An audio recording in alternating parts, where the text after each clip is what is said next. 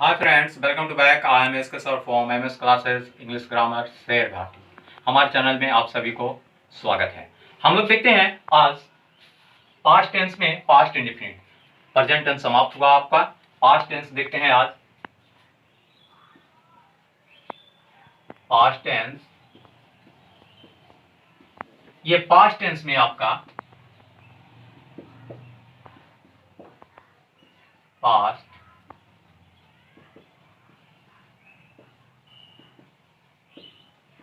Past indefinite देखते हैं। इसे सिंपल पास्ट के नाम से भी जाना जाता है। इसे हम लोग सिंपल पास्ट भी बोल सकते हैं। इस तरह से देखते हैं हम लोग कि पास्ट इंडेफिनिट में पहचानने का नियम।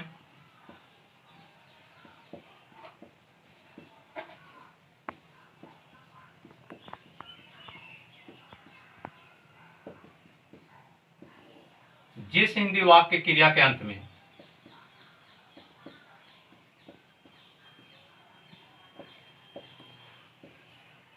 जिस हिंदी वाक्य के क्रिया के अंत में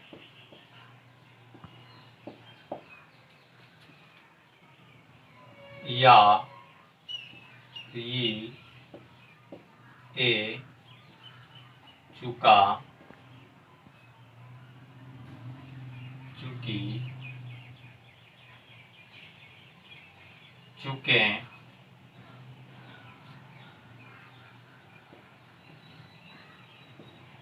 चुके इत्यादि लग रहे हैं।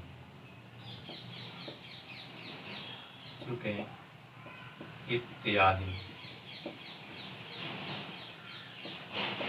लगा रहे, उसे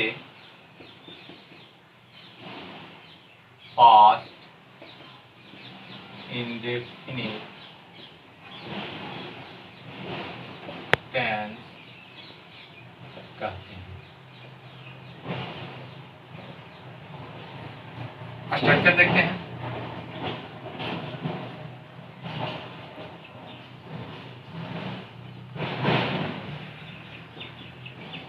देखिए, एक बार हम लोग इसे देख लेते हैं। पहचानने का नियम में आ गया आपको, जिस हिंदी वाक्य के क्रिया के अंत में या ये चुका चुकी चुके इत्यादि लगा रहे, उसे पास्ट इंडेफिनिट टेंस कहते हैं। स्ट्रक्चर में चलते हैं हम लोग, देखते हैं। सब्जेक्ट प्लस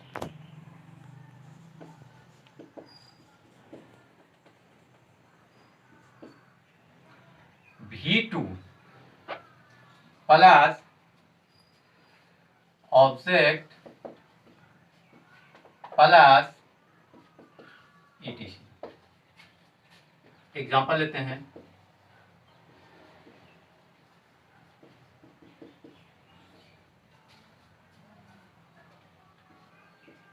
मैंने पत्र लिखा। देखिए, मैंने पत्र लिखा, इस तरह से देखते हैं हम। सब्जेक्ट आपका क्या हो गया, जैसे पहचान के लिए कहेंगे कि सर यहाँ पे देखिए, या लिखना, लिखना आपका भार्ब हुआ लिखा, है ना। तो यानी या का यहाँ पे बोध हो रहा है आपका, छुपा हुआ नजर आ रहा है आपका। तो मैंने पत्र लिखा, तो इसमें सब्जेक्ट है आपका मैं या मैंने, आई। आई हो गया, मैं या मैंने का आई कहते हैं, आई। अब V2 भार्ब आपका हो गया लिखना। V2 क्या हो गया आपका, लिखना। तो लिखना को अंग्रेजी में राइट कहते हैं। राइट का V2 क्या हो जाएगा, रोट। आई रोट, क्या लिखा, पत्र लिखा। आई रोट अ लेटर, ये आपका बन गया। जैसे राम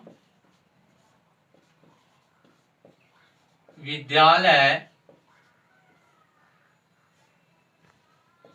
जा चुका या गया, दो में से कोई भी एक हो सकता है। हम लोग देखते हैं, जैसे सब्जेक्ट क्या है आपका, राम, तो हम यहां पे लिखेंगे राम। राम, और राम का अनुसार क्या लिखेंगे, राम का अनुसार जाना को अंग्रेजी में क्या कहते हैं, गो। और गो का V2 क्या होता है, गो वेंट गोन, यानी गो वेंट, वेंट होता है। तो राम वेंट टू, कहां गया, ऑब्जेक्ट क्या है आपका, विद्यालय, school. Ram went to school, ये आपका बन गया। तो इस तरह से हम लोगों ने देखा कि पास्ट इंडेफिनिट का जो है structure subject plus V2 plus object plus ETC से जो है कि हम इसको सॉल्व करेंगे। अब इसका नेगेटिव देखते हैं हम लोग, नेगेटिव सेंटेंस देखते हैं हम लोग। इरेज करता हूं यहां से।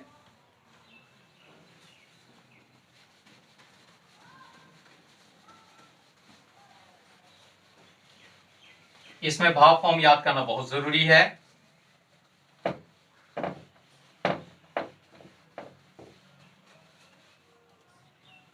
जैसे देखता हूं मैं,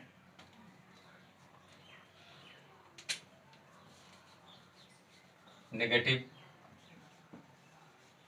नेगेटिव सेंटेंस,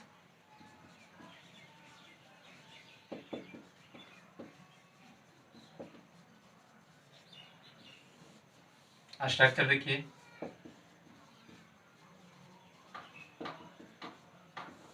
जैसे देखिए subject, subject plus did plus not plus subject plus did plus not plus V1 plus object plus ETC। देखिए जब पास्ट इंडेफिनिट का हम लोग नेगेटिव बनाते हैं तो वर्ब का प्रथम रूप हो जाता है और सब्जेक्ट के बाद हमेशा डिड का प्रयोग होता है, याद रहे। एग्जांपल देखते हैं हम लोग। देखिए एग्जांपल लेते हैं हम लोग। मैंने पत्र नहीं लिखा, मैंने पत्र नहीं लिखा। तो सब्जेक्ट है हमारा आई, मैंने है तो मैंने को आई, मैंने का अंग्रेजी होता है आई, आई। अब इसके बाद डिड है तो डिड लगाएंगे यहाँ पे, आई डिड। इसके बाद नोट है तो नोट लगाएंगे, आई डिड नॉट। इसके बाद V1 यानी वर्ब है लिखना, तो लिखना का राइट होता है write, I did not write a letter. ये हो गया मैंने पत्र नहीं लिखा, ठीक है। यानी नकारात्मक सेंस दे रहा है यहाँ पे, हम समझ जाएंगे क्या नेगेटिव है। लास्ट में पहचानने के लिए या है यहाँ पे लिखा, लिखे, है ना। तो इस तरह से जो है कि हमारा ये सॉल्व हो गया। जैसे राम विद्यालय नहीं गया। देखिए या है लास्ट में, इसको हमने बनाया, हम लोग बनाएंगे Ram did not, Ram did not, Ram did not कहा नहीं गया, विद्यालय नहीं गया। थोड़ा सा इरेज करते हैं सही से। राम डिड नॉट, जाना को गो, गो टू स्कूल। राम विद्यालय नहीं गया। इसमें किसी तरह की कोई प्रॉब्लम नहीं आनी चाहिए। बस इतना याद रखना चाहिए कि जब पास्ट इंडेफिनिट का नेगेटिव बनाते हैं तो सब्जेक्ट के बाद डिड का प्रयोग किया जाता है और डिड के बाद नोट का प्रयोग किया जाता है और नोट के बाद वर्ब हमेशा V1 यानी मूल क्रिया में आ जाता है। वर्ब हमेशा किस क्रिया में आ जाता है, मूल क्रिया में आ जाता है। याद रहे कि पास्ट इंडेफिनिट टेंस को जब नेगेटिव बनाते हैं तो वर्ब हमेशा मूल क्रिया में आता है। इसके बाद मैं इरेज करता हूं, इंट्रोगेटिव सेंटेंस देखता हूं।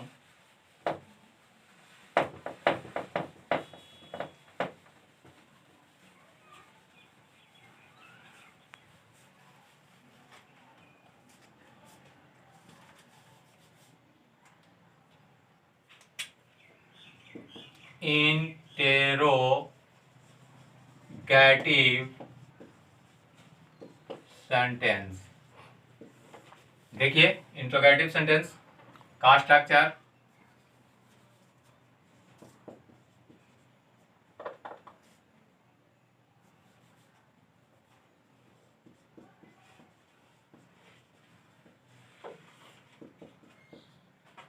पहले डिड प्लस सब्जेक्ट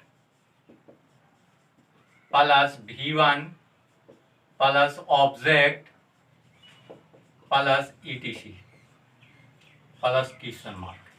देखिए क्या,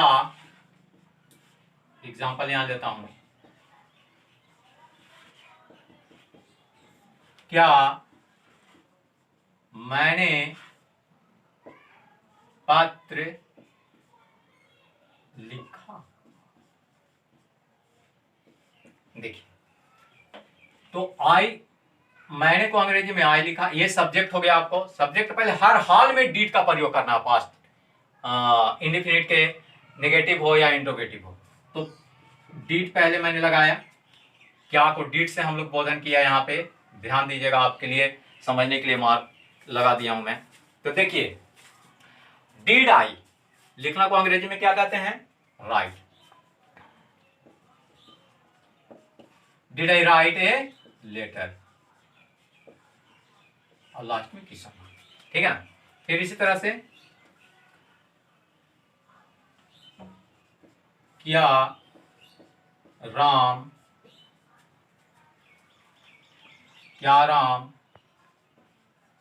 पत्र लिखा।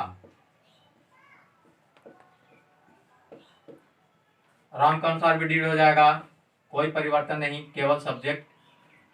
Did Ram write a letter,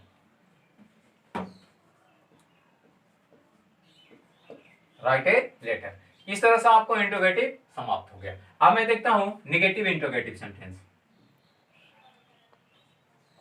negative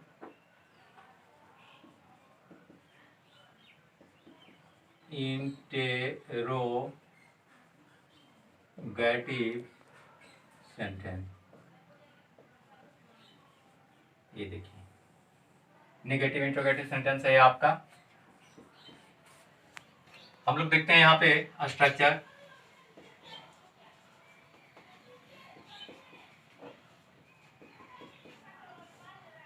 structure में हो जाएगा आपका did plus subject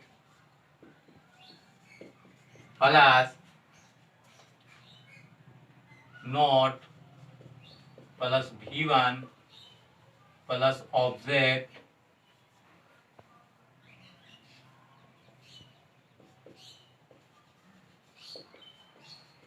plus ETC plus question mark. देखिए यहां तक देखते हैं, इस स्ट्रक्चर के बदौलत हम लोग बनाएंगे। जैसे एग्जांपल हम लोग लेते हैं, क्या मैंने पत्र नहीं लिखा। एग्जांपल, क्या मैंने पत्र नहीं लिखा। तो यहां हो जाएगा डिड आई नॉट